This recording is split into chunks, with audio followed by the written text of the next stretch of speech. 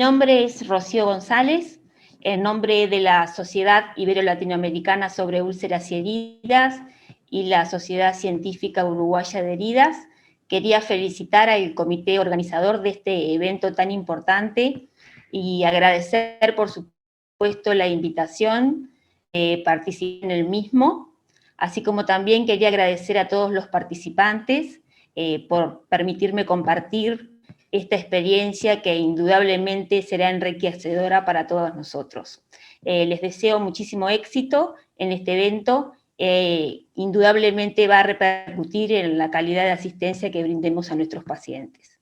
En esta instancia vamos a abordar algunos aspectos generales del abordaje de las heridas traumáticas complejas.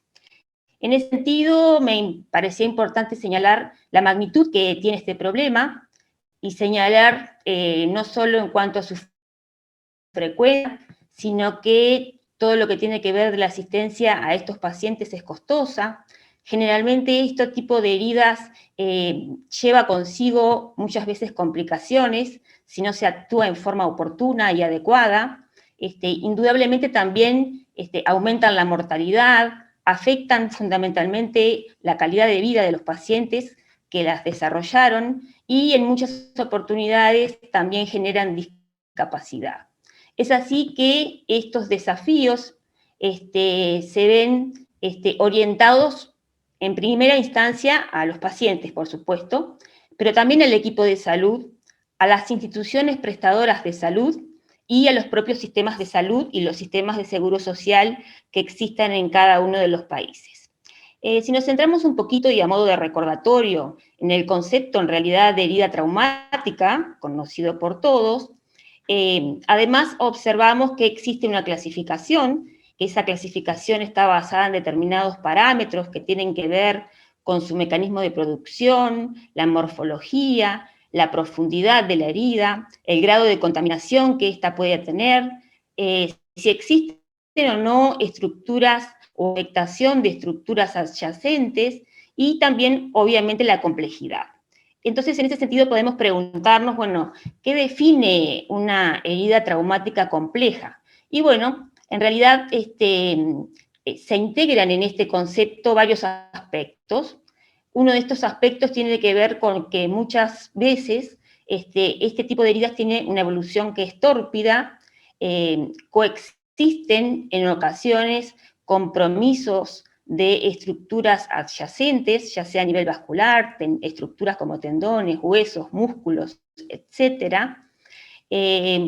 También se vinculan a una pérdida tisular importante, como señalaba, un compromiso vascular que va a ser fundamental para la posterior cicatrización, el tema de la infección y factores de riesgo que puede presentar el propio paciente que van a dificultar este proceso de cicatrización. En realidad, todos estos elementos de alguna manera van a determinar no solo el pronóstico de la herida de ese paciente, sino también su capacidad de reconstrucción y de rehabilitación en lo funcional. También nos va a determinar en qué nivel asistencial ese paciente va a recibir nuestros cuidados, así como también la intervención de diferentes especialistas en la temática y las posibles opciones o estrategias de tratamiento. Bueno, esta es la clasificación de acuerdo si son contusas, incisas,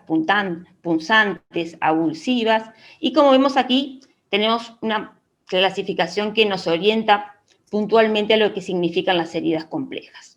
Tenemos que considerar también que este paciente en realidad en su proceso asistencial transita por los distintos niveles asistenciales, se ve sometido muchas veces a múltiples procedimientos, tanto sea diagnósticos como terapéuticos, y también se vincula con múltiples profesionales y técnicos de la salud en este proceso en donde se intenta, como decíamos, la recuperación, no solo desde el punto de vista morfológico, sino también funcional.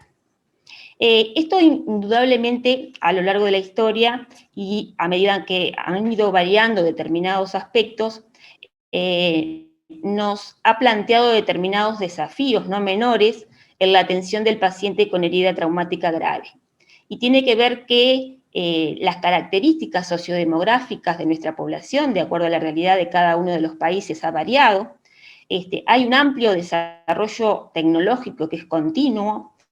Hay un aumento en la demanda de los cuidados, muchas veces vinculado a estas características sociodemográficas de la población que señalábamos, pero aún una formación heterogénea dentro de los propios profesionales de la salud, y en todos los países indudablemente se presenta el tema de que tenemos y contamos siempre con recursos limitados, en donde indudablemente el gasto o el control del gasto sanitario es imperante. Todos estos aspectos hacen que debamos de pensar y debamos de plantearnos un cambio en este modelo de atención que está dirigido a los pacientes con heridas traumáticas complejas en este sentido. El modelo universal de abordaje del paciente con heridas ya ha sido planteado y evidenciado, y se establece, de acuerdo a consensos internacionales y a la evidencia científica, que tiene que ser un abordaje interdisciplinario, teniendo en cuenta además que ha variado un poco lo que tiene que ver el nivel asistencial en donde el paciente recibe los cuidados, donde se ha ido trasladando desde el hospital a la casa. Indudablemente este paciente en primera instancia seguramente, debido a que tiene una herida traumática compleja, quizás sus primeras instancias de asistencia se den en un centro hospitalario de segundo o tercer nivel, de acuerdo al caso, pero sí existe un traslado de la atención del hospital a la casa, y de eso tenemos que ser conscientes, porque deberemos de adecuar entonces los recursos, tanto sea humanos como los insumos que requiere este paciente para la continuidad de su asistencia. También, y a raíz, un claro ejemplo tiene que ver con la pandemia que estamos transitando, el uso de las nuevas tecnologías aplicadas al ámbito de la salud,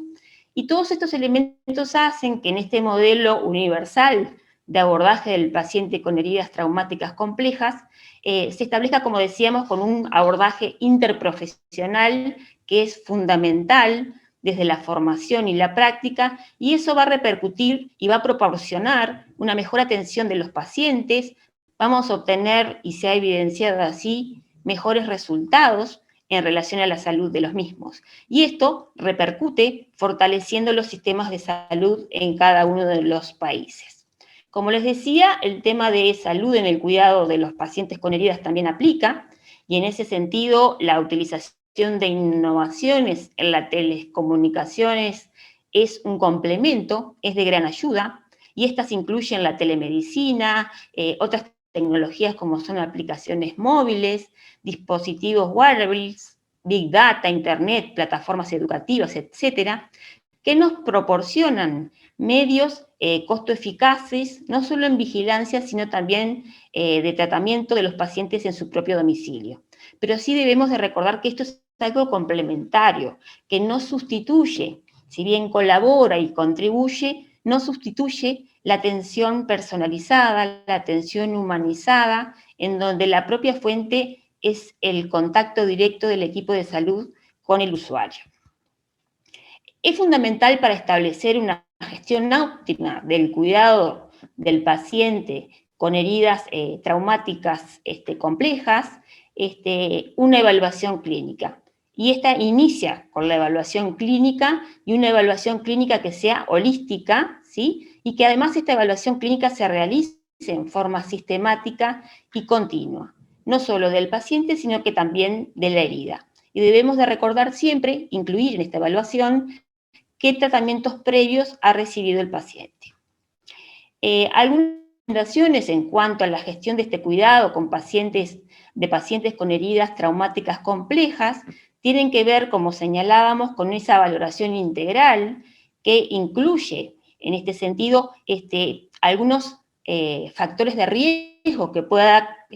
tener el paciente y que puedan estar interfiriendo luego en ese proceso de cicatrización. Como señalábamos, realizar una evaluación de las heridas que incluyan la medición, la evaluación del compromiso tisular en este caso, plantearnos objetivos objetivos, un plan de atención para este paciente y qué resultados esperamos, ¿sí? Establecer si, en qué medida vamos a poder tener la posibilidad de restauración y si realmente tiene la posibilidad de salvataje en el caso de tener una herida traumática compleja en alguna de las extremidades. Y estas son cosas que deben de estar presentes,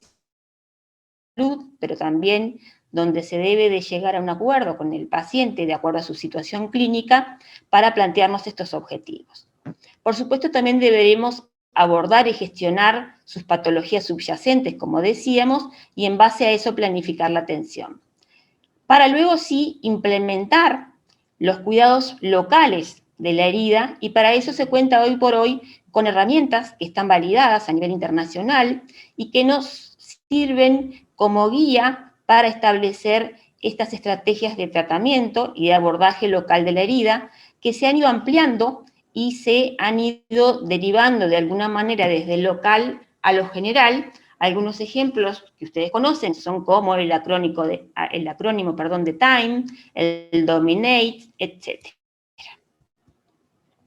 También debemos de recordar que es fundamental el seguimiento, la reevaluación, la medición y la monitorización de la evaluación de la cicatrización. Como vamos a ver más adelante, son indicadores que se han evidenciado que son fundamentales a tener en cuenta. Se deberá entonces modificar el tratamiento y derivar, si es necesario, a este paciente a otros especialistas o a otro nivel asistencial, pero para eso deberemos de realizar lo que señalábamos anteriormente, vinculado al seguimiento y la reevaluación,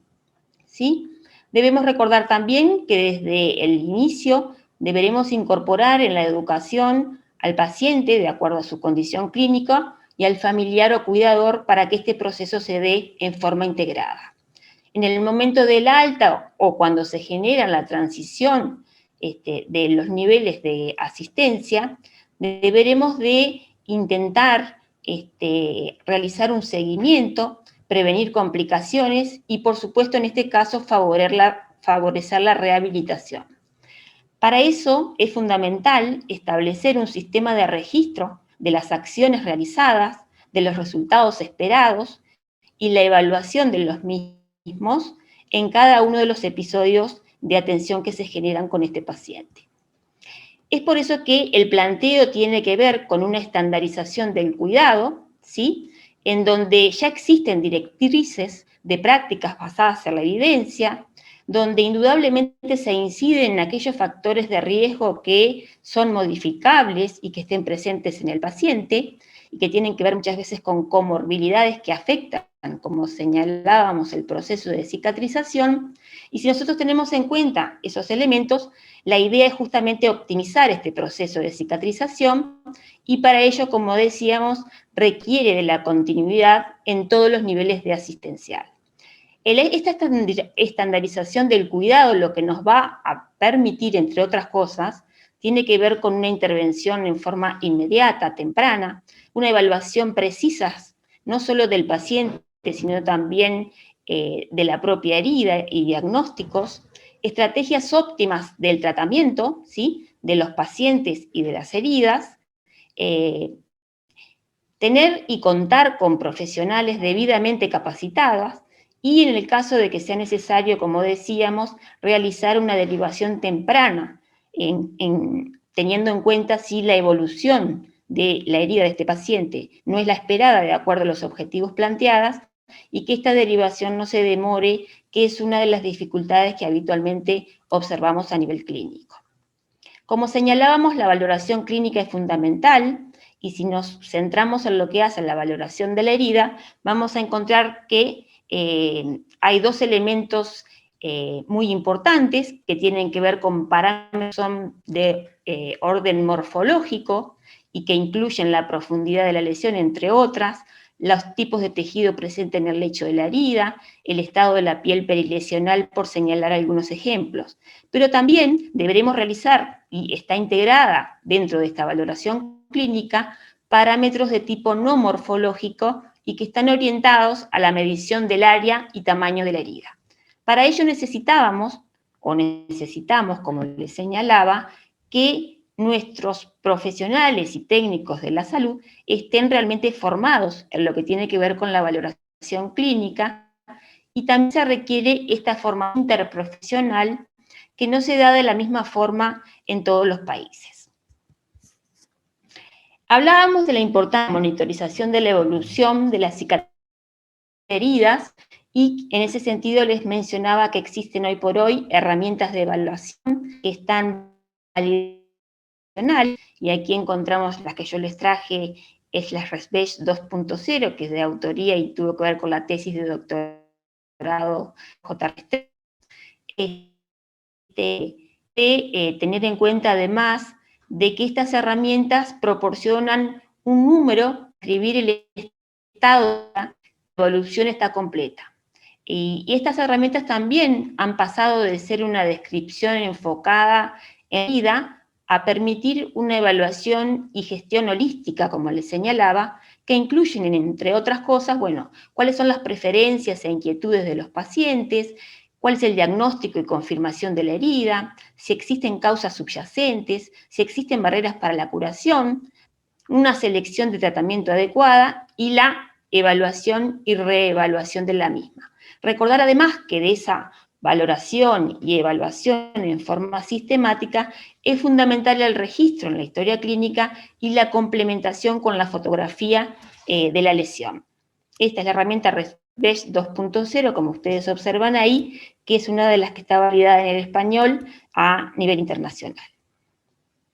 Es así que, como señalábamos, gracias a la ciencia hemos avanzado, y tanto el conocimiento, la capacitación y de la mano la independencia profesional en pleno siglo XXI aboca indudablemente en la necesidad de compartir esta transversalidad y el actuar en forma multidisciplinaria. Si nos enfocamos en lo que tiene que ver al abordaje local de la herida, como ustedes saben y hablábamos del acrónimo TIME, también hemos visto a lo largo de los años que a través de la generación de nuevos conocimientos se ha ido evolucionando, donde se enfocaba fundamentalmente a elementos de evaluación local, pero hoy por hoy ya estamos en una etapa en donde se incluyen herramientas en la toma de decisiones, preparación del lecho y un enfoque holístico, permite además la evaluación y selección de tratamiento, y indudablemente nos va a permitir establecer estrategias clínicas apoyadas justamente y tomar decisiones clínicas apoyadas en herramientas que están validadas a nivel internacional y que es lo que recomienda hoy la evidencia científica. En este tipo de pacientes, indudablemente tenemos que considerar que existen, de acuerdo a la situación del paciente y de las características de la propia herida traumática compleja, diversas opciones en cuanto a su tratamiento, que pasan desde una resolución quirúrgica muchas veces,